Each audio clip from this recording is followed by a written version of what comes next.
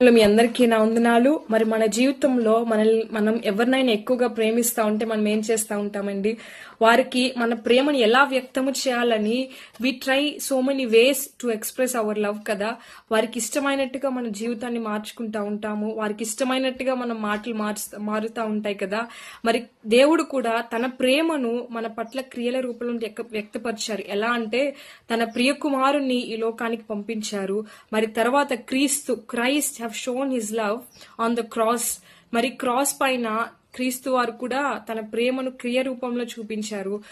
ఈ రోజు మనం ఆలోచించాల్సిన విషయం ఏంటంటే, మీరు ఎప్పుడైనా మీ ప్రేమను మీ క్రియల రూపంలో వ్యక్తపరిచారా?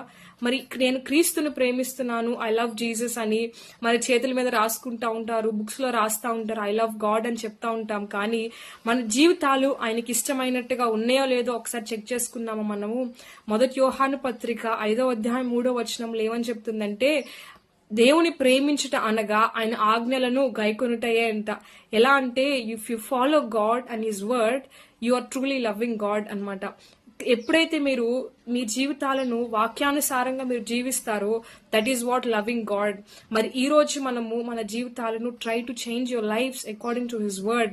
ఆయన వాక్యానుసారముగా మన మాటలు కానీ, our actions and all our words, our talk, our behaviour, our habits should be according to the word of God.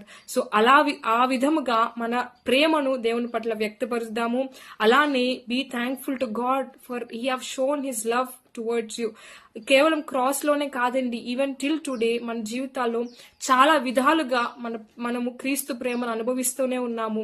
మరి ఒక్క నిమిషము ఆయన ప్రేమ కొరకు be thankful to God for his love and also show your love in actions toward Christ. God bless you all.